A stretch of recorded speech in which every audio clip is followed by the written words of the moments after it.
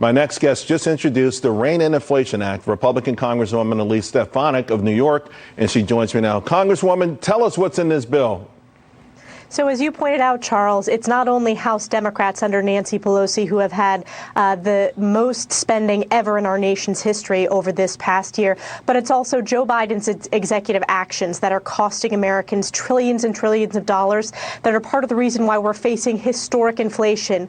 What my bill does, which I have strong co-sponsors, which we intend to pass in a Republican majority as we work to earn that this November, it basically ensures any executive action by the president, it's forced to provide to Congress what the impact on inflation would be. So the American people deserve to know, for example, the cancellation of the Keystone XL pipeline, the consideration of canceling of student loans, how those executive actions are going to impact and further fuel inflation so we can rein in this out-of-control runaway train caused by Joe Biden and Democrats in Washington. I got to tell you, I absolutely love it. And you know, maybe it will linger around long enough to get both parties to stop the bridges to nowhere. But right now, let's cure inflation. You know what's interesting about that?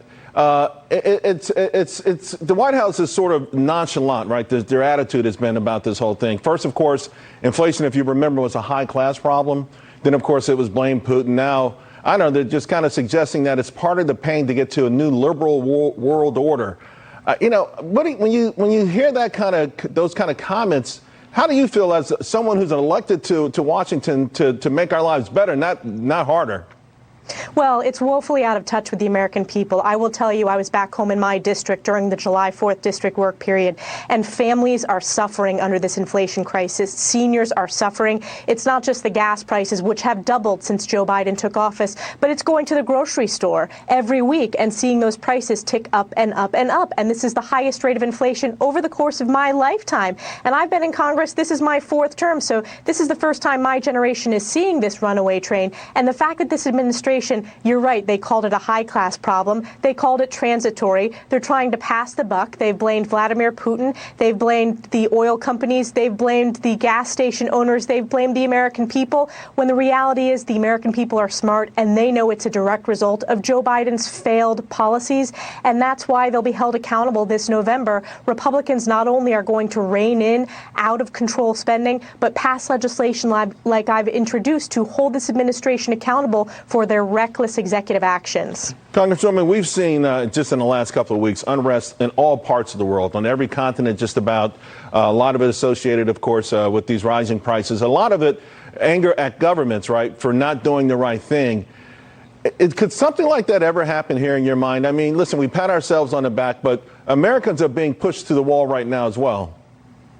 I believe that we're going to see that at the ballot box. We are already seeing Republican enthusiasm and energy sky high. We're seeing independents who want to see a change in Washington because they know Democrats under unified government, they have caused these crises. So I believe that the American people will channel that energy into the ballot box, which is why I think it's going to be a red wave this November, because people, as I said, are suffering. And the fact that Joe Biden, his press secretary, and his entire administration continues to stick their head in the sand, they're out of touch with the hardworking people across this country. And it's so amazing that on today of all days, he starts his trip where ultimately he'll have to go to MBS and ask him for more oil instead of just going to Texas or North Dakota.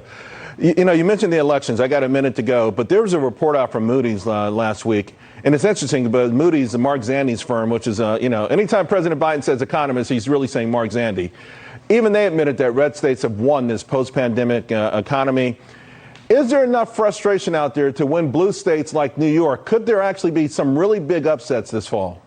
Absolutely. I am proudly supporting Lee Zeldin. I will tell you, when you compare the success of Florida and how they managed COVID, how they're managing their state versus New York, where we've had a population brain drain of people leaving New York State due to the high taxes, due to the rampant crime, I think we're going to have huge upsets and surprises.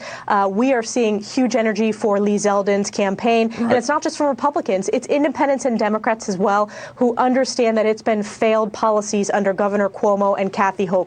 You're the House GOP, in charge of the House GOP and chairperson. I got 30 seconds. I'm actually going over. But what do you tell cynics, independent voters who are saying, okay, it's easy to complain about the other party. If Republicans get both houses of Congress, what exactly are you going to do to make it better?